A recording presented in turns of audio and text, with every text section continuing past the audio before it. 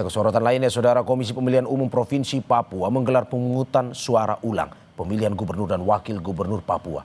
PSU diikuti lebih dari 750.000 pemilih yang tersebar di 8 kabupaten dan 1 kota. PSU Pilgub Papua digelar Rabu 6 Agustus 2025.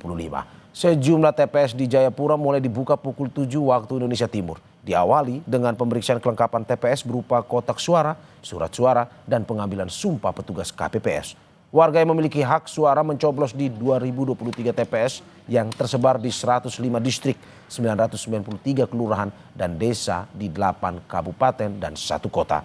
Untuk memastikan pelaksanaan PSU berjalan aman dan lancar, sebanyak lebih dari 8.000 personel gabungan dikerahkan ke semua TPS.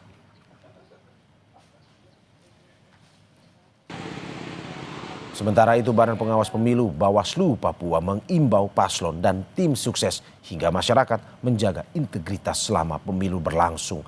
Ketua Bawaslu Papua Hardin Halidin bilang paslon hingga masyarakat untuk tidak melakukan kampanye terselubung hingga politisasi selama PSU. Bawaslu juga meminta KPU memastikan pendistribusian logistik hingga PSU berjalan sesuai waktu yang ditetapkan.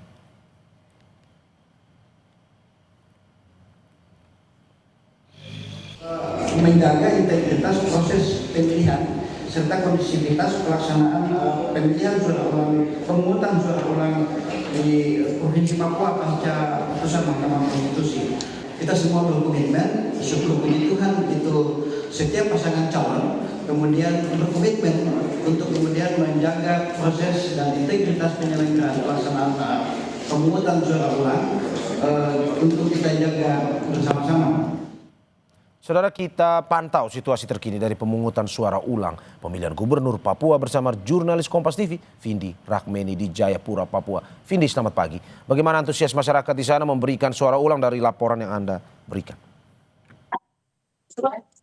Ya, selamat pagi Mario dan juga saudara.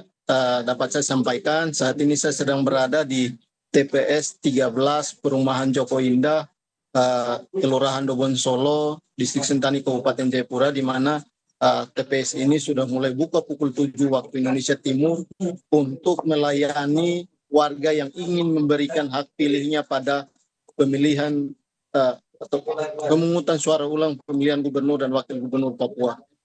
Dari antusiasme warga yang kami perhatikan di beberapa TPS, memang jumlah pemilih atau jumlah warga yang datang untuk memberikan hak pilihnya cukup menurun dibanding dengan pemilihan pada bulan November lalu.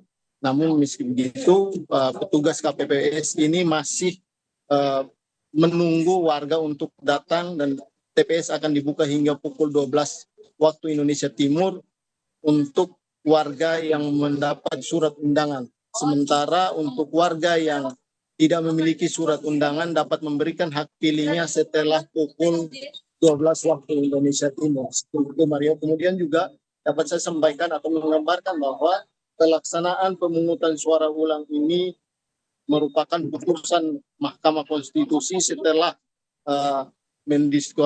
mendiskualifikasi calon wakil gubernur nomor urut 1 yakni Yeremias Bisai karena kedapatan atau terbukti memalsukan surat keterangan domisili pada saat pendaftaran untuk maju sebagai calon wakil gubernur Papua pada 2024 lalu. Sehingga memang atas keputusan ini, maka pasangan atau calon gubernur nomor urut 1, kami Ben Hurtomimano kemudian melakukan pergantian dengan memilih Konstan Karma sebagai wakil gubernur untuk mendampingi pada pemungutan suara ulang yang berlangsung pada 6 Agustus 2025 hari ini. Mario. Ya, Vindi, polisi menyebut ada 246 TPS sangat rawan di 9 kabupaten kota. Lalu bagaimana pengamanan dilakukan supaya pencoblosan yang berjalan aman dan lancar?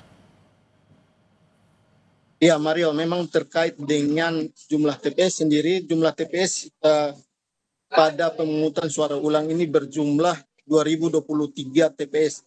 Dari 2023